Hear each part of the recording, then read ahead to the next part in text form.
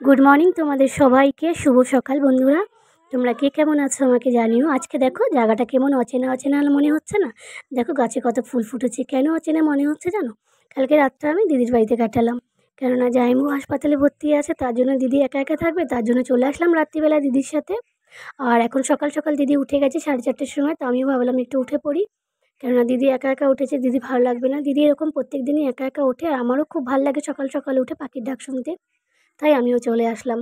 আর তোমাদের সাথে শেয়ার করার জন্য এই দিদির বাড়িতে কত সুন্দর সুন্দর ফুল গাছ আছে চারোদিকে, যেদিকে তাকাবে সেদিকে খুব সুন্দর সুন্দর ফুল গাছ।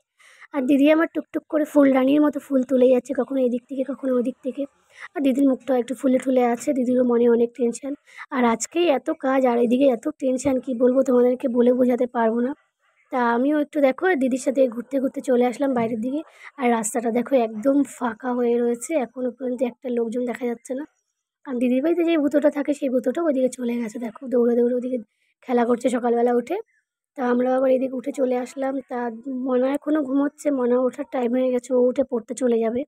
তো ওদিক দিয়ে পড়তে চলে যাবে, আর ওদিক দিয়ে পড়ে আমাদের বাড়ি চলে যাবে। আর এদিক দিয়ে দিদিও হাসপাতালে চলে যাবে, আমিও বাড়ি চলে যাব। আমার আবার একটু বাজারে যাওয়া আছে, আজকে আবার আমার বাবার দিবসীও আছে, সেজন্য একটু বাজারেও যেতে হবে। আর একটু ফুল মালা যা যা লাগে আর কি কিনতে হবে। তা আমিও এদিক থেকে বেরিয়ে যাব। দিদি বলল যে আর একটু ঘুমোবি? তা আমি বললাম না, একটু ঘুমোবো না। তারপর ভাবলাম ঠিক আছে আর একটু ঘুমিয়ে নিই, এত সকালবেলা তো ওঠার অভ্যাস একদিকে নেই। তা দিদি বলল ঠিক আছে তুই যা, গিয়ে একটু ঘুমিয়ে নে, ততক্ষণ আমি একটু বাসি করে নিই। তা আমি আবার ভাবলাম না ঘুমাবো, কেরম একটা খারাপ লাগে। তা আমি আবার সকাল সকাল স্নান করে এসে দিদির ঘরে এই পুজোটা আমি দিয়ে দিলাম। দিদি আবার ফোনে কথা বলছে যে জাইমু কেমন আছে না আছে, হাসপাতালে ফোন করেছে জানার জন্য। তা আমি আবার দিদির ঘরে পুজোটা এর জন্য দিলাম। দিদি আবার পুজো দেবে, দিদির মনটা এমনি ভালো না, মনা পড়তে চলে গেছে, আমি আবার ঠাকুরকে দিয়ে দিলাম। দিদিকে বারবার জিজ্ঞাসা করছিলাম দিদি কী করে দেবো, কোন দিকে এই ফুলটা দেবো, কোন দিকে ওই ফুলটা দেবো। কেননা জীবনে তো কোনোদিন দিদির বাড়িতে এসে পুজো দিইনি, যখনই দিয়েছি নিজের ঘরে দিয়েছি, নিজের মন মতো দিয়েছি। তার জন্য একটু জিজ্ঞাসা করতে হয়, নতুন কোথায় গেলে জিজ্ঞাসা করতে হয়। আমি জীবনে ফার্স্টবার দিদির বাড়িতে এরকম রাত কাটালাম, কোনো দিন আমি এরকম দিদির বাড়িতে ছিলাম না। আর একটু ধূপকাঠিটা ধরিয়ে নিলাম। ফুলগুলো দেখতেই পেরেছো তোমরা, কত সুন্দর লাগছিল ফুলগুলো, পুজো দিয়েও আনন্দ লাগছিল।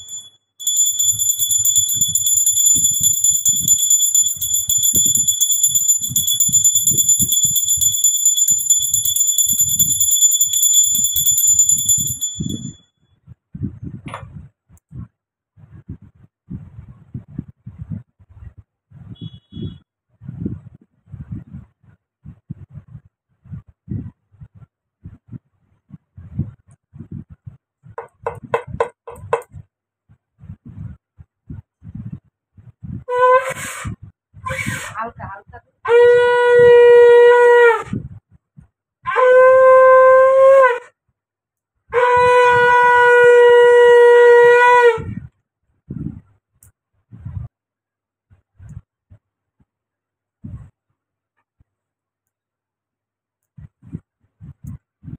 দিদি আমার জন্য অনেকক্ষণ আগের থেকে চা বানিয়ে রেখে দিয়েছিল।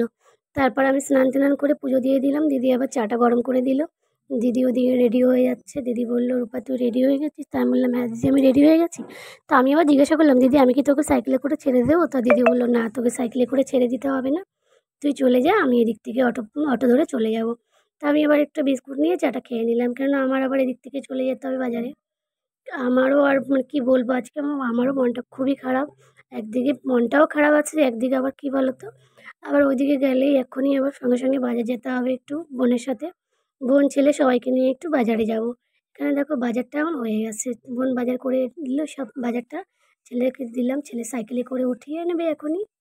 আর এখানে একটা দোকান আছে, ওই দোকানে ওর ছেলের চুল কাটাতে এসেছে, চুল টুল কাটিয়ে ওরা বাড়ি যাবে, ততক্ষণে আমি চলে যাব।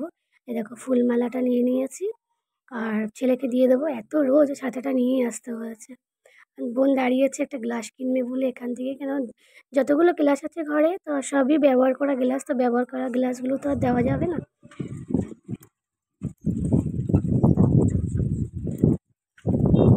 প্লাস্টিকের গ্লাসটা নিয়েছি না, তার জন্য ওখান থেকে আসলাম সকালে এসে ওখান থেকে সকালবেলা এসেছি দিদিবাড়ি থেকে। আর দিদিবাড়ি থেকে এসে এদিকে একটু কাজবাজ করলাম, করে আবার একটু বাজারের দিকে আসলাম, কারণ আজ আমার ষষ্ঠী পরের দিন একটু কাজ আছে আমাদের বাড়িতে, তাই বাজারে এসেছিলাম সবাই মিলে।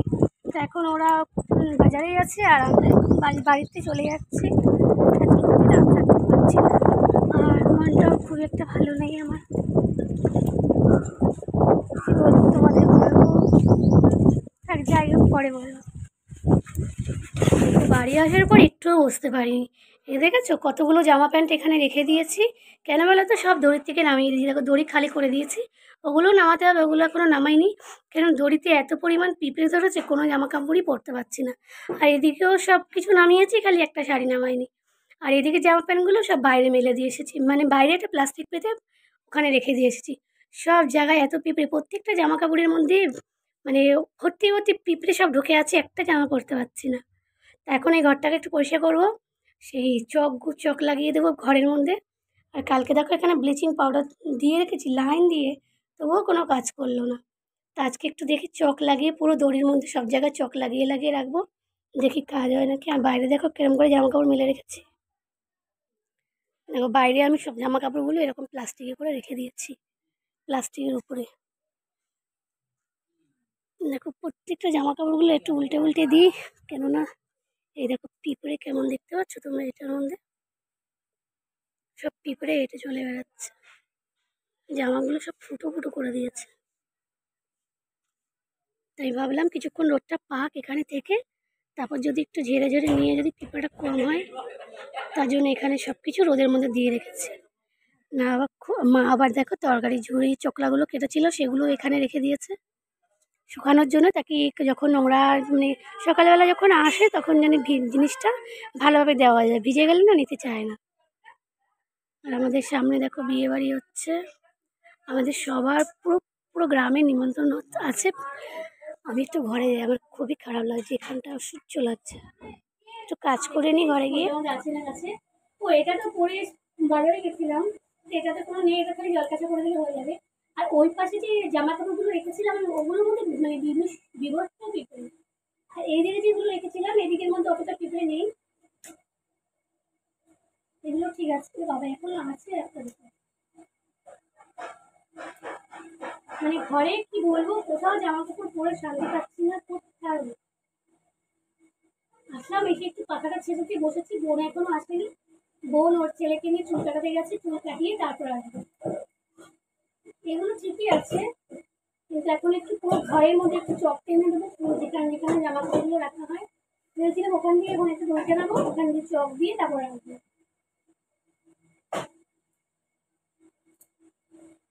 আগে একটু ঘরে কাজটা সেরে নিই।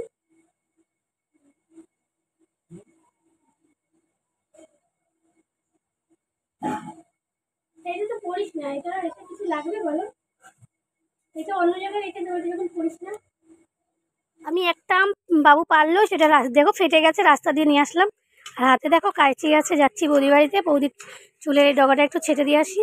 আর এদিকে মা দেখো মাংস ধুচ্ছে।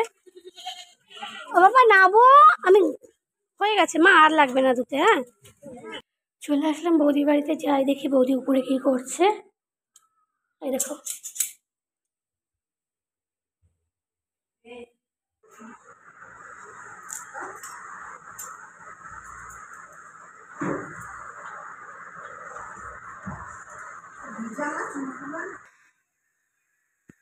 হ্যাঁ মামা, মানে পিঠে দেখতো চুল মনে হয় দেখতো, পিঠে একটা কালো কালো এগুলো কি দেখো তো?